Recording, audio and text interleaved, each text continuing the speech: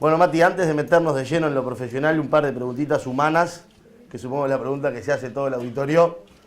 ¿Qué significa para vos, mortal, por decirlo de alguna manera, estar rodeado y codeándote con las más grandes estrellas del fútbol mundial? Suárez, Cavani, Godín, incluso el maestro, que nosotros lo vemos triunfando en Europa, pero cuando vienen a Uruguay sos prácticamente la primera persona con la que hablan. Primero agradecer la invitación a Virginia, de la facultad, es un gusto estar acá. Es una iniciativa muy interesante, espero que a ustedes les pueda servir.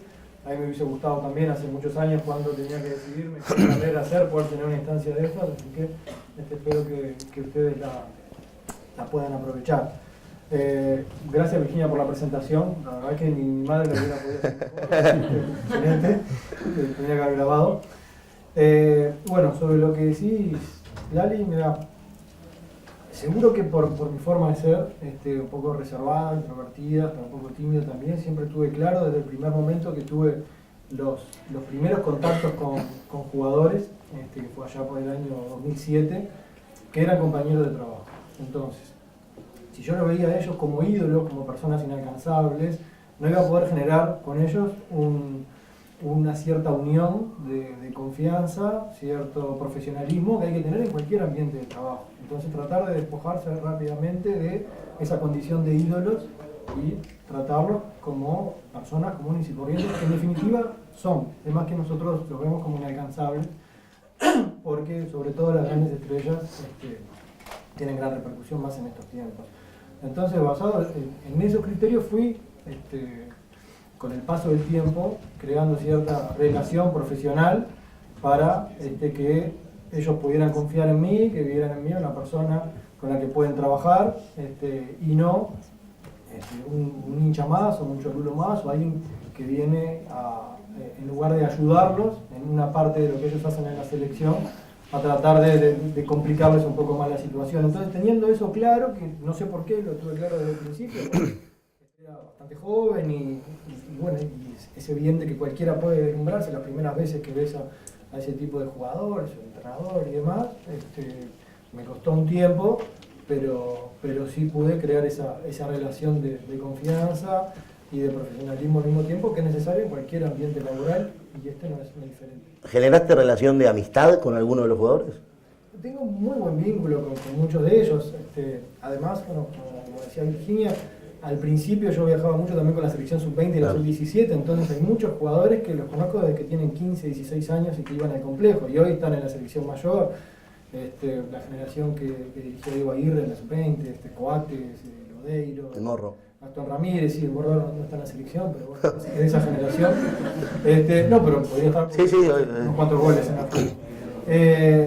Entonces sí, generás un gran vínculo, y en estos 12 años han pasado una cantidad de situaciones que nos han acercado también, por diferentes temas que no vienen al caso, por temas familiares, situaciones que a uno le pasa en la vida y lo demás también, y estamos mucho en contacto, y sí, hay muy buena relación, pero esa relación no se puede confundir a la hora de trabajar, porque son lugares diferentes, y si no, uno no está haciendo para lo que en definitiva está ahí, que es poder trabajar, cumplir una función, y el vínculo de amistad o de relación que uno tenga con los jugadores no puede afectar esa otra parte.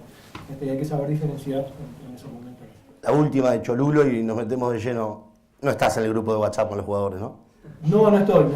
No estoy, y mejor no estar. Sí. Porque si no, uno ahí participa de situaciones en las que de repente no tiene por qué enterarse. Y es algo privado de los jugadores, y eso también. Yo no soy un jugador, yo formo parte del equipo de trabajo de la selección, pero tengo mi rol, así como ellos son futbolistas y tienen su rol también, y es evidente que necesitan el espacio para interactuar y para manejarse ellos. Así que no.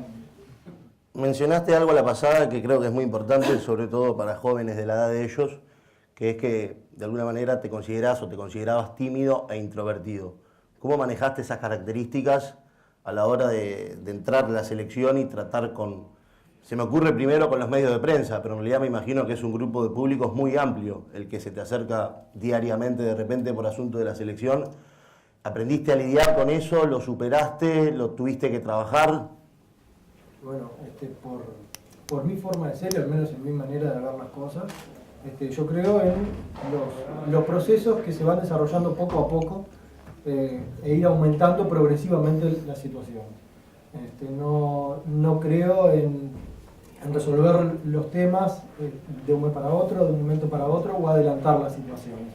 Entonces yo tenía claro que me iba a costar 1 año, 2 años, 3 años poder generar un mecanismo de trabajo aceitado, que los jugadores confiaran en mí para determinada tarea.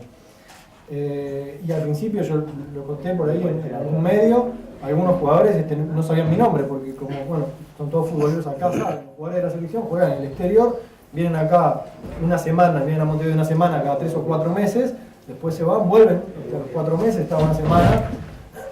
Entonces, seguro, se daba que muchos jugadores todavía no conocían mi nombre, como yo tampoco me acercaba mucho a tener charlas con ellos de la vida, otras cosas. Forlán, por ejemplo, cada vez que me llamaba, me necesitaba, me decía prensa. Hey, prensa, podés venir. Bueno, yo me sacaba, todo bien, y algún otro jugador, me acuerdo Maxi Pereira que le decía, no, se llama Matías, qué sé yo, que eso facilita bastante también el ingreso a un grupo. Abreu también ayuda mucho en ese sentido, tener personas que puedan integrar no solo a los jugadores, sino al resto que estamos alrededor también es importante.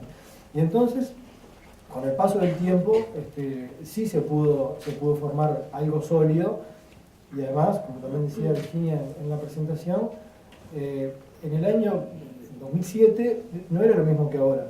No estaba tan instaurada la figura de encargado de prensa acá en Uruguay. Sí los jugadores la tenían cuando iban a Europa, cuando estaban en los principales clubes de Europa, u otras selecciones también tenían, pero acá no era tan habitual o tenía otro rol. Ahora, por suerte, para todos y para ellos también, que van a hacer la carrera, en la parte deportiva hay bastante campo y hay mucha gente que está entrando a trabajar en esa área, no solo en la AUF, sino en Peñarol, en Nacional, en Defensor, en clubes, en la Federación de Básquetbol también, la Federación de Rugby también está trabajando en ese sentido. Entonces se ha creado un perfil de una persona que trabaje en el área de comunicación institucional, empresarial, corporativa, que acá en Uruguay hace más de 10 años no existía de esta manera. De repente eran otras personas las que ocupaban ese rol. Una pregunta de repente a modo de opinión personal. ¿Podría decirse que la selección es el producto más visible de la organización Asociación Uruguaya de Fútbol? ¿O la selección es una organización en sí misma? Bueno, yo creo que es un producto, el producto más visible no de la asociación, sino en muchos momentos no se me ocurre un ejemplo que genere tanta visibilidad o tanta atención y tanta adhesión, tanto sentimiento como genera la selección uruguaya en este país. En otros países son otros los rubros que generan más atención seguramente, pero acá en Uruguay la selección genera muchísimo, y por eso estamos acá también charlando sobre eso a pocos días de ir al Mundial. Y evidentemente dentro de la asociación es la marca fuerte que tiene la AUF, es la selección uruguaya. Sí, me parece un ejemplo muy claro, que de repente Federico lo puede tocar después más en profundidad, es como las empresas cada vez toman más la imagen de los jugadores de la selección para hacer sus campañas. De repente, como antes se trabajaba más con actores o gente de la música, hoy en día el deporte ha cobrado un valor en la sociedad y más en nuestro país, que prácticamente los posiciona como en la cima de lo que el mortal puede llegar, ¿no? Sí, bueno, ese es un tema bien interesante que vos estás tocando, porque sobre todo las nuevas generaciones o la gente joven puede pensar que la identidad de la selección se generó con este equipo de trabajo, con estos futbolistas. Y la selección uruguaya tiene más de 100 años de historia y la identidad viene desde hace muchísimos años.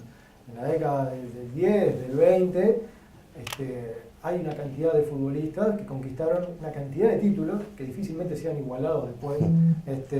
Nasasi, que era el capitán del Mundial del 30 y los Juegos Olímpicos del 24 y 28, Escarone, que era un delantero, que fue el máximo goleador de la selección, hasta que Forlán en 2013 lo pasó recién, o sea, pasaron casi 100 años, 90 años para que alguien pudiera batir ese récord. Tienen 7 títulos, ganaron 4 Copas América, ganaron 3 mundiales, porque los Juegos Olímpicos eran considerados mundiales.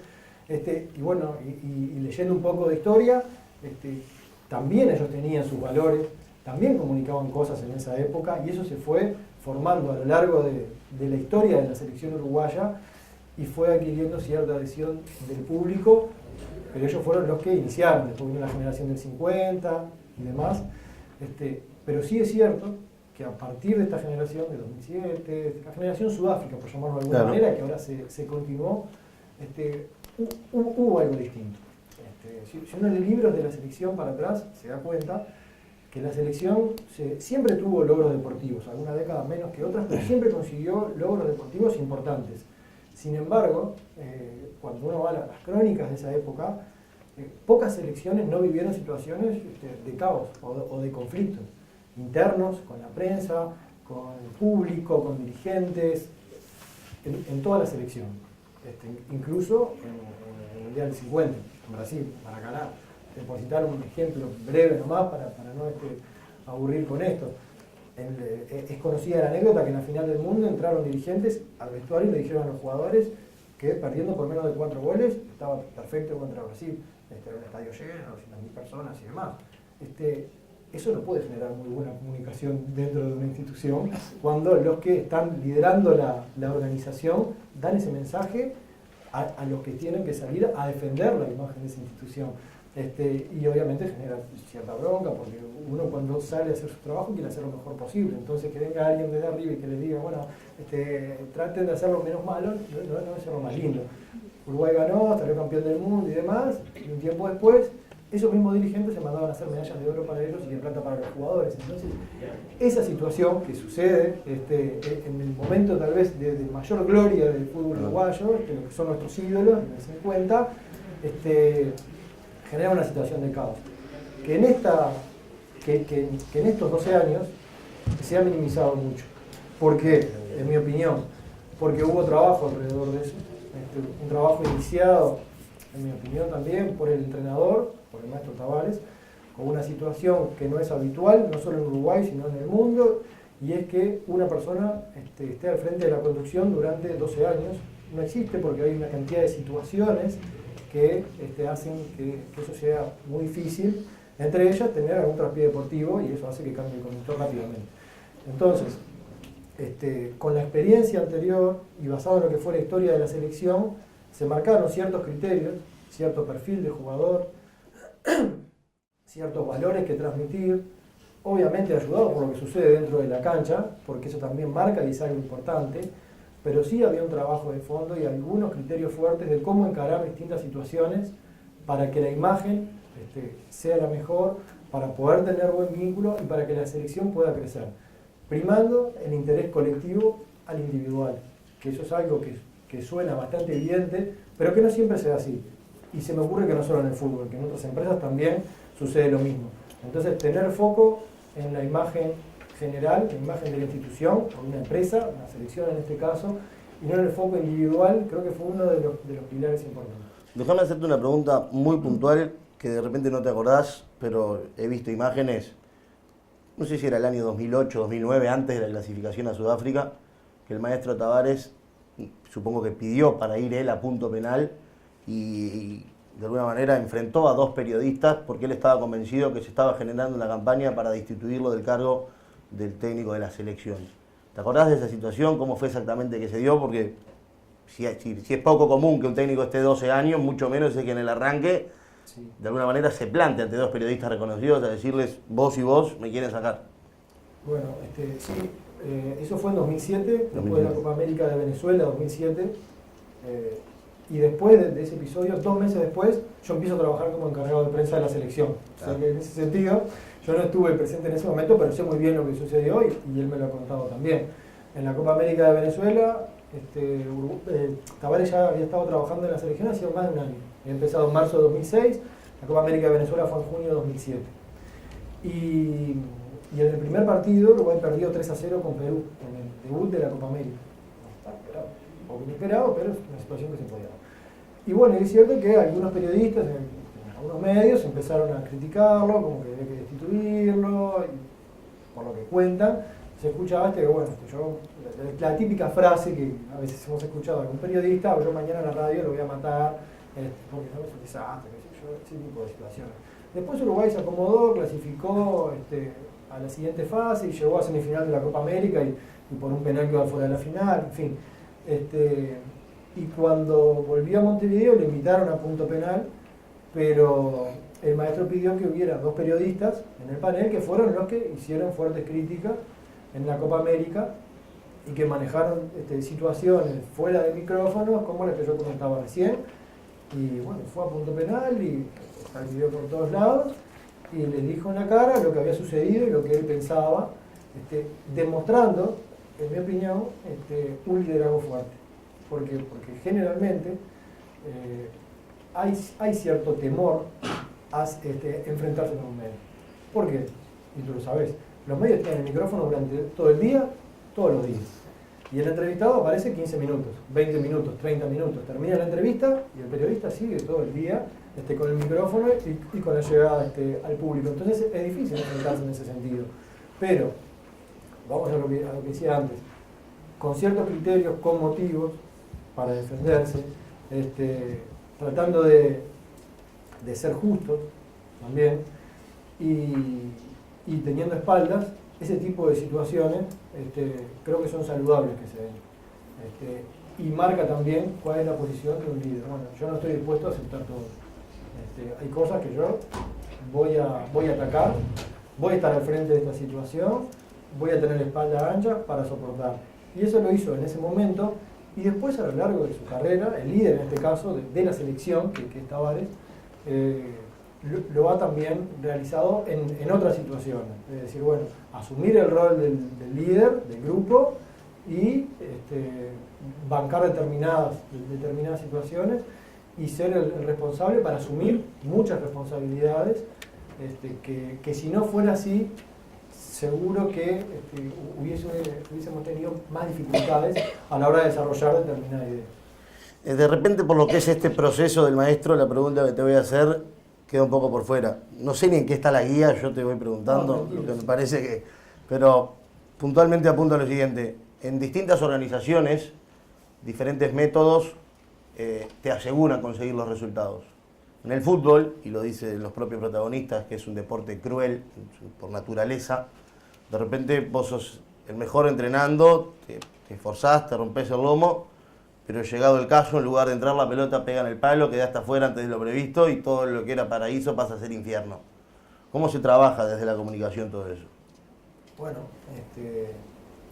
yo creo que hay que ser criterioso, hay que tener sentido común y también entender que el fútbol mueve pasión y emociones.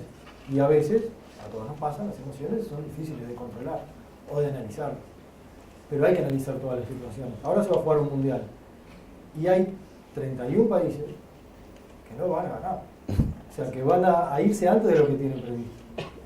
Y hay uno solo que sé que va a ganar. ¿Qué quiere decir? ¿Que esos 31 hicieron todo mal? ¿O que fallaron o que trabajaron mal? No es así. En el campeonato uruguayo son 16 equipos. Hay 15 que no logran poder ser campeones y no son un desastre. Hay que tener la cabeza fría para aplicar el sentido común, ser criterioso y poder analizar la situación. Que ya te digo, a veces en el fútbol es más difícil por la pasión y por la emoción que genera. Pero me parece que eso es lo fundamental, para hablar en términos globales y no profundizar en el tema. Y así en cada situación. En una empresa se me ocurre que puede suceder algo similar también. Analizar las situaciones y no dejarse llevar exclusivamente por el resultado final. Porque eso me parece puede ser muy peligroso. Antes que tú llegaras a la selección, ¿no había nadie encargado de este área de comunicación de la selección o eventualmente de la AUF? Durante 3 años no hubo nadie. Antes sí, había un encargado de prensa de la selección que fue cambiando, fue rotativo, pero era otro tipo de rol. Por ejemplo, no se encargaba de la comunicación de lo que sucede en la selección y en la AUF a través de los medios de comunicación que tiene la AUF, como me encargo yo junto a mi equipo de trabajo, que hay algunos egresados de la universidad ahora también, tenemos en todas las universidades, de la Católica, de la UDELAR completo, porque ahora la AUF tiene sus medios de comunicación que son potentes, que tienen mucha llegada y hay que manejarlos con mucho criterio, con mucha responsabilidad, por lo que hablábamos al principio, por la llegada que tiene en el público, por lo que puede generar y porque hay que respetar y cuidar también la imagen de la selección uruguaya en este caso. Cuando yo entré, la AUF no tenía sitio web. Todas las selecciones, las federaciones de Sudamérica tenían, y Uruguay era el único que no tenía sitio web siquiera en 2002, 2003 cuando entré a la AUF. Entonces, hemos llegado tarde siempre a ese tipo de procesos, pero se ha construido cierta imagen que tratamos de volcarla con ciertos criterios en los medios de comunicación que tiene la AUF. Algunas preguntas puntuales respecto a tus funciones. La primera, ¿a quién respondés directamente o sos tu propio director? Yo tengo dos cargos en la AUF, uno que es el de jefe de prensa de la selección y el otro jefe de prensa de la AUF. En la selección, el que lleva los lineamientos y con el que tengo trato diario es con Tavares, que es con quien se coordinan todas las actividades. Y en la AUF con los distintos presidentes que han pasado en estos años por la AUF y el Consejo Ejecutivo. Son organizaciones, es la misma organización, pero son actividades diferentes. También son públicos distintos y el criterio de comunicación es diferente también porque son dos temáticas bien distintas, la selección uruguaya y la Asociación Uruguaya de Fútbol como institución que nuclea otras actividades. En relación con la pregunta anterior de Lali, o sea, la Celeste es una organización que tiene, como todas las organizaciones modernas, esta complejidad de construir los puentes, ser el nexo y entre tantos públicos tan diversos y abarcar situaciones como hoy mencionabas, liderazgo, conflicto, negociaciones, la gestión de prensa, etcétera, etcétera. Pero tiene algo en particular que quizás, y en eso es única, de alguna manera creo que lo dijiste, ¿no? Como organización, que la distingue de cualquier otra, y es que opera sobre el sentimiento, ¿no? Porque es una organización que realmente hay una materia prima que es el sentimiento, y es el sentimiento de un país entero. Ese no es un público, no es un stakeholder, pero realmente hace a la organización Celeste algo muy diferente que otro tipo de organización con las que trabajamos, como puede ser una organización del Estado, un ministerio, una empresa lucrativa, una multinacional. La hace diferente, es muy peculiar, operar sobre el sentimiento. ¿Cómo impacta eso tu labor cotidiana, el ejercicio de tu rol? Fundamentalmente a partir de Sudáfrica 2010, que fue un gran cambio y que sucedieron una cantidad de situaciones que antes no se daban. Por ejemplo, las mujeres se enfocaron mucho más en el fútbol, empezaron a prestar más atención. Hay algunas anécdotas que cuenta el maestro por ahí, algunos jugadores también, que hay personas que le agradecían porque el fútbol volvió a unir a la familia. Antes estaban los hombres mirando el fútbol, las mujeres en otro lado, los niños por allá, y a través de la selección uruguaya y de mirar los partidos, generó una unión incluso hasta familiar. Y eso es algo que uno no lo puede prever, sí puede trabajar con ello. Y hay una frase que creo que el maestro por lo menos se la repite siempre, y es que el fútbol no es lo más importante de la vida, pero sí es un vehículo muy importante para llegar a otros aspectos que sí son importantes en la vida. Y desde el rol de la comunicación está en transmitir ese tipo de valores y poder llegar al público con un mensaje claro, fundamentado en lo que sucede sí dentro de la cancha, en lo que son los jugadores como personas que son visibles, que son los que la gente admira y para muchos niños, no solo futbolistas, para muchos niños son espejos y son sus ídolos acá en Uruguay. Entonces eso es algo que el jugador a ese nivel lo tiene claro y actúa en consecuencia. Y yo traje un ejemplo porque parece importante ejemplarizar algunas cosas de una madre que le mandó una carta al maestro Tavares. Es uno de los tantos ejemplos que mencionaba Virginia de la responsabilidad social que a veces uno no se da cuenta en la selección lo que puede generar. En 2015 se jugó una Copa América en Chile, que Uruguay quedó eliminado en cuartos de final con Chile.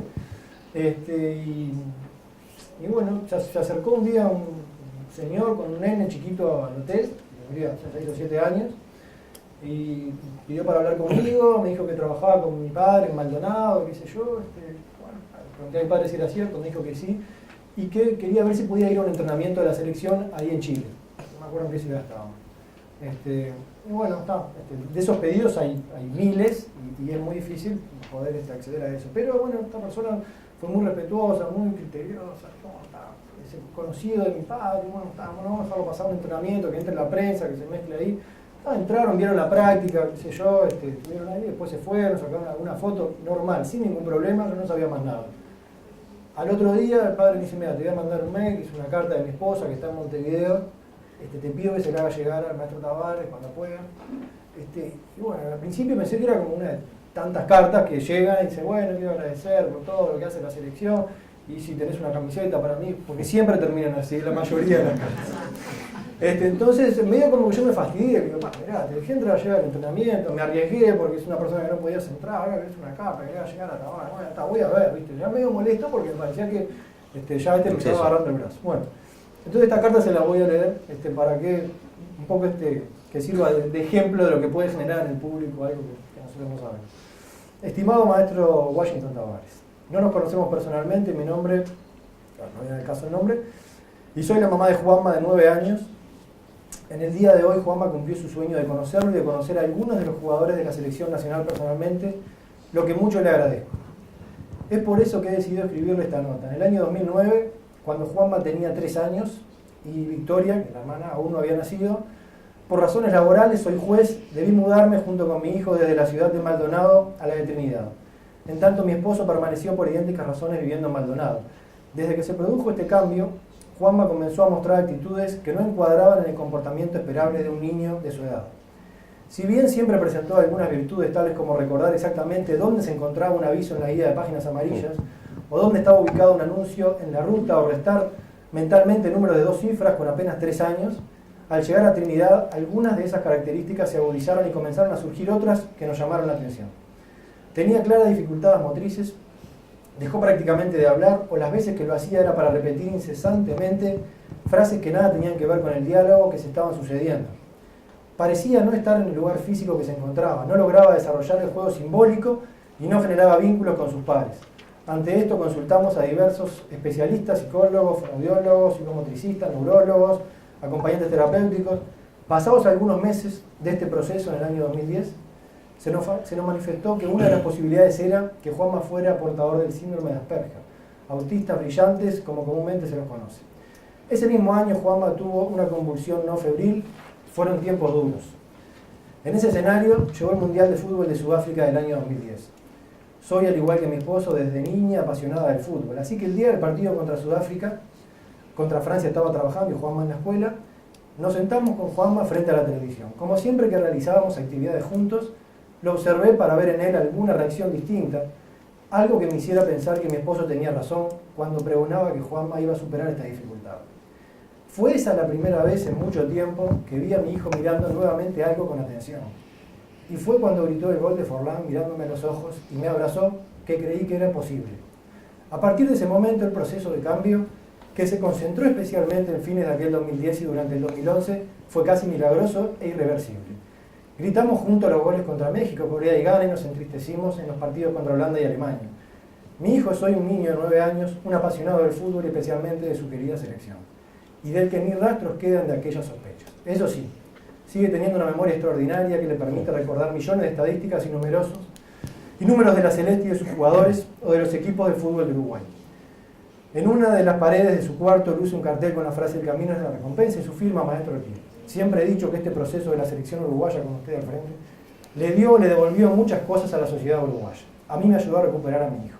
Por eso infinitas gracias a ustedes y a todos los que han hecho posible que este camino se convierta en la recompensa de ver hoy tan pero tan feliz a mi hijo. Bueno, este es uno de los ejemplos lindos. Cada vez que repaso esta carta o que encuentro me genera emociones. Y bueno, algo que quería compartir con ustedes que me parecía interesante. Para no enfocarnos solamente en lo que es una empresa, en lo que es una corporación. Hay otras cosas que son muchísimo más importantes que otro tipo de logros y creo que bueno, acá quedamos. Acá más o menos hemos tocado temas lindos y experiencias buenas que te han tocado vivir con la selección, pero me imagino que hay de las otras, se me vienen 2 o 3 a la cabeza. todo el tema de la supuesta corrupción que había en torno a la Conmebol, que terminó con la destitución de un presidente de la Asociación Uruguaya de Fútbol, que hace poco se demostró que era inocente. Se me ocurre el tema de Suárez en el Mundial de Brasil, se me ocurre el tema de los derechos de imagen de los futbolistas.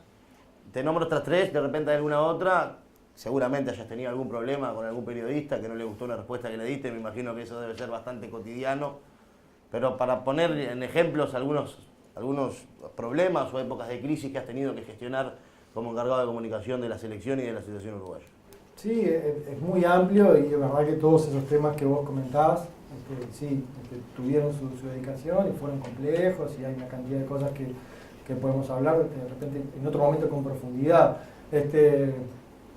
Pero refiriéndose a un momento de crisis, voy a poner un ejemplo también para graficar un poco. Antes del Mundial de Brasil, Suárez se lesionó, tenía como una lesión, eso se descubrió en un entrenamiento, no sé si se acuerdan todos, y bueno, y se resolvió que había que operarlo esa misma noche. Atrás de eso viene la decisión de la selección de, bueno, cómo comunicar eso. Entonces nos juntamos con Tavares, él marcó ciertas pautas, ciertos lineamientos enfocados en lo mejor para la selección, no en lo mejor para los medios, en ese sentido, y eso hay que tenerlo claro. Y lo mejor para la selección era esperar a que pase el día, que se realice la operación de Suárez, que se iba a hacer en la madrugada y que iba a terminar a las 6 de la mañana, y después que finalizara la operación, sacar un comunicado de prensa para que los medios sepan de esta situación.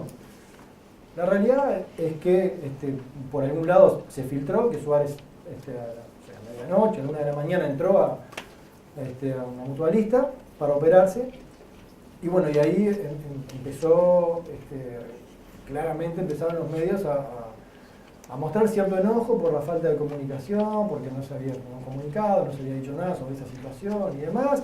La operación demoró un poco más, empezó un poco más tarde, terminó a las 10 de la mañana y ahí salió un comunicado anunciando lo que había sucedido y lo que estaba pasando.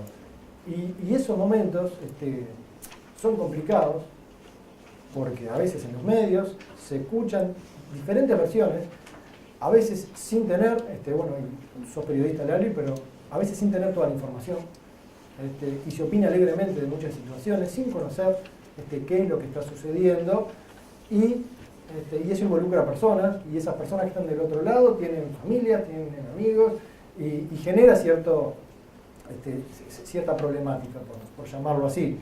Y bueno, y la realidad es que en ese sentido la selección entendió que lo mejor era mantener la calma hasta que sea el momento de la operación, porque lo más importante no era salir corriendo a dar esa información, era mantenerse tranquilos y esperar a que la operación de Suárez salga bien para que él después pueda competir como lo hizo y pueda estar bien. Ahora, y eso fue lo que antes de que se hiciera público, los médicos, o no sé si tú, tuvieron comunicación con el club que en aquel momento era el Liverpool para ponerlo al tanto de la situación. Sí, los departamentos médicos están en permanente contacto, eso seguro. Sí. Pero Pero esa fue una situación bien especial.